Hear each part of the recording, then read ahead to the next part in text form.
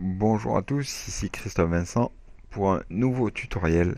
Alors cette fois-ci, je vais vous présenter une liste de logiciels libres qui peuvent tout à fait convenir quand on veut passer des logiciels payants à des logiciels totalement libres et gratuits.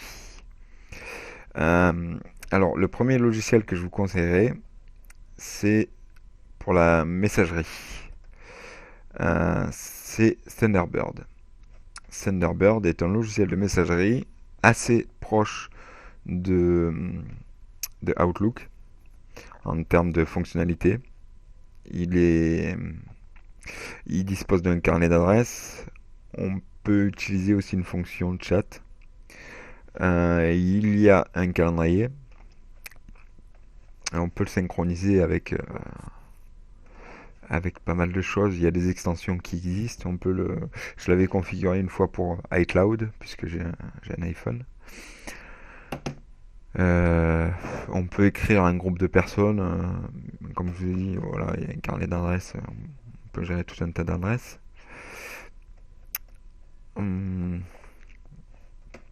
on peut organiser ces, ces données sous forme de dossier. Et comme ça, on peut très bien gérer son activité. Voilà. Donc ça, c'est pour l'alternative mail. Pour l'alternative Photoshop. L'alternative à Photoshop, c'est bien sûr GIMP. Je l'ai présenté dans un autre tuto. GIMP fait du très bon travail, du travail équivalent à Photoshop. L'interface est certes peut-être moins jolie, mais c'est gratuit et les mises à jour sont régulières. Puisqu'il y a une communauté de développeurs derrière, c'est une licence libre, donc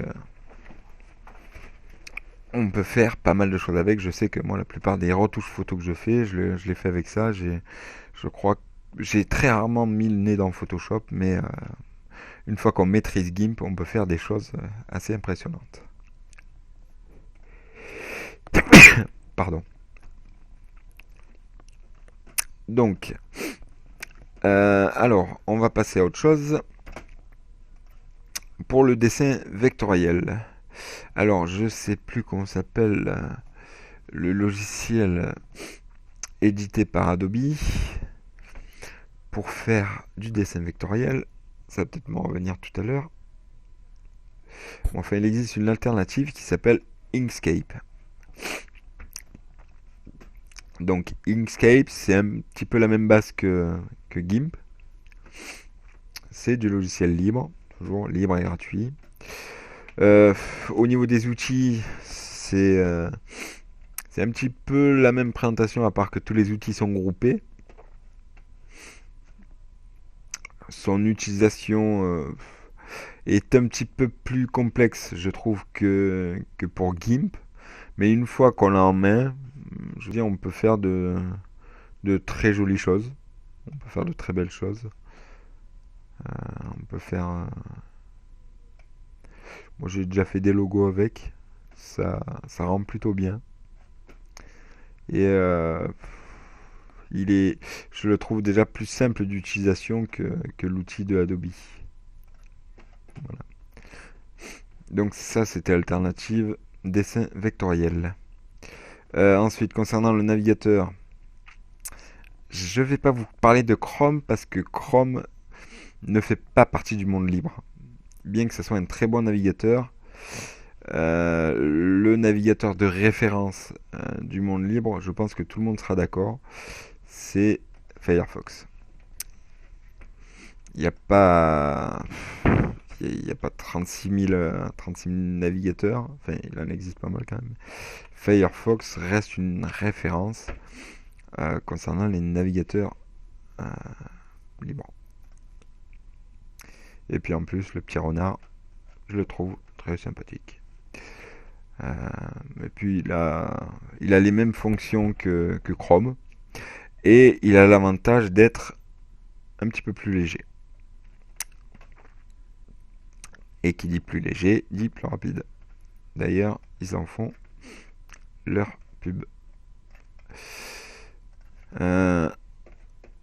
Ensuite, au niveau des logiciels libres intéressants, bon, tout le monde connaît WinRAR et sa période d'essai est limitée, mais sachez qu'il y a une autre alternative à WinRAR et qui est aussi plus intéressante euh, en termes de fonctionnalité. C'est 7-Zip. 7-Zip permet de gérer euh, tous les formats de, de fichiers compressés.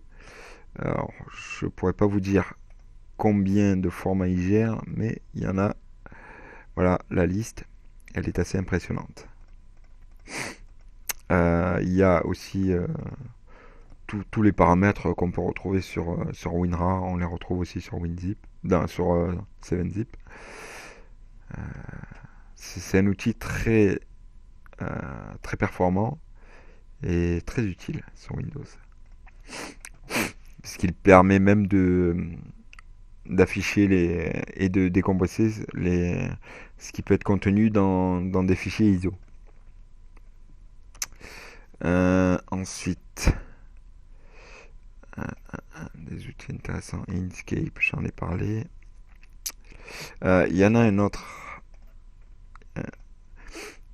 Notepad++.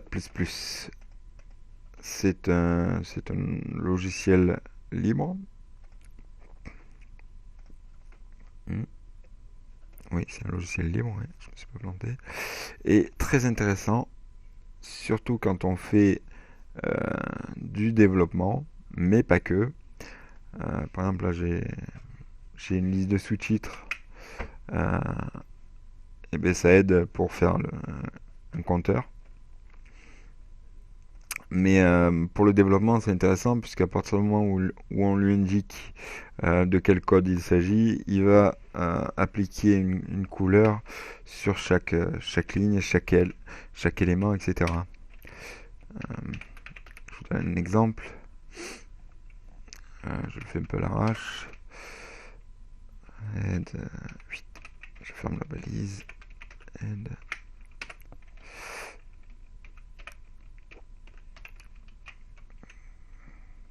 Et on peut fermer les balises, etc. Enfin, il y a des fonctions très intéressantes dans ce logiciel. Je vais pas faire un tour complet, je vous présente juste rapidement les logiciels pour que vous puissiez savoir quelles sont les alternatives qui existent. Et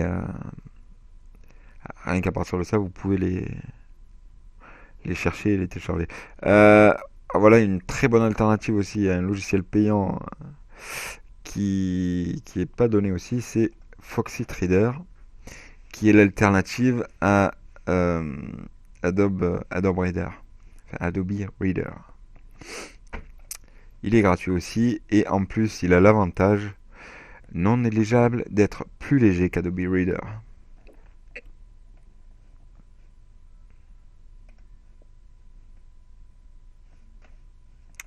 Voilà. On voit en plus l'interface est très épurée, très claire. Moi j'aime beaucoup. Comparé à Adobe Reader, j'ai une préférence pour... Mais en même temps, j'ai en général une préférence pour le monde du libre. Bon, vous me direz, je suis pas sous une version quelconque de Linux, mais oui, je suis sur Windows, mais il y a des logiciels qui ne tournent pas sous Linux. Oui, je sais, vous allez me parler de Wine, mais je n'ai jamais voulu faire fonctionner des logiciels Windows sous Linux. Pour moi, c'est une aberration. Donc, après, en logiciel libre, qu'avons-nous? Il y a Cam Studio pour faire des captures vidéo de, de Windows, sous Windows. FileZilla FTP Client. Quand vous gérez des sites web ou tout simplement des serveurs FTP, vous pouvez utiliser ce logiciel qui est édité par la société Mozilla, la même que Firefox. Et donc vous pouvez gérer vos serveurs FTP via ce petit logiciel qui est bien sympa lui aussi. Euh, euh, euh, Qu'avons-nous d'autre? Inkscape, j'en ai parlé. Faut quand même que je vous parle des distributions Linux. Parce que je trouve que personne ne les connaît assez. Alors, il existe un outil pour créer des clés USB bootables. C'est-à-dire que vous pouvez démarrer à partir de votre clé USB. Donc, ça s'appelle Linux Live USB Creator.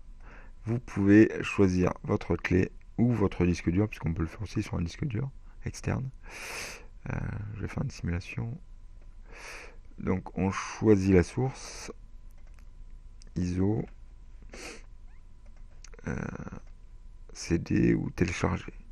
Télécharger, il va nous donner une liste de distributions Linux. Vous voyez que la liste est impressionnante.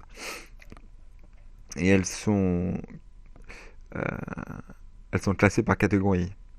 Donc basées sur Ubuntu, variante officielle d'Ubuntu, basée sur Fedora, Debian, PC Linux OS, CD de secours, Linux léger, basé sur Gentoo pour la sécurité, orienté serveur, etc.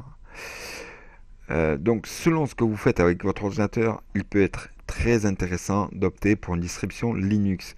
Surtout si vous avez des notebooks, ce qu'on appelle les notebooks, les micro PC, qui sont souvent livrés avec des versions de Windows qui rament comme pas possible. Eh bien vous changez votre OS pour mettre un système Linux allégé. Croyez-moi que ça vous change la vie. Même des vieux PC fonctionnent parfaitement avec ça. On arrive même à faire fonctionner des nano PC avec ça. Des nano PC, c'est l'équivalent des tablettes, des tablettes qu'on trouve dans le commerce au niveau puissance. On arrive à faire tourner des systèmes complets dedans. Voilà. Enfin, c'est très intéressant. Voilà. Bien, je crois que j'ai fait le tour des logiciels libres. Bien, n'hésitez pas à mettre un petit pouce bleu si vous avez aimé cette vidéo et surtout abonnez-vous à la chaîne. À bientôt.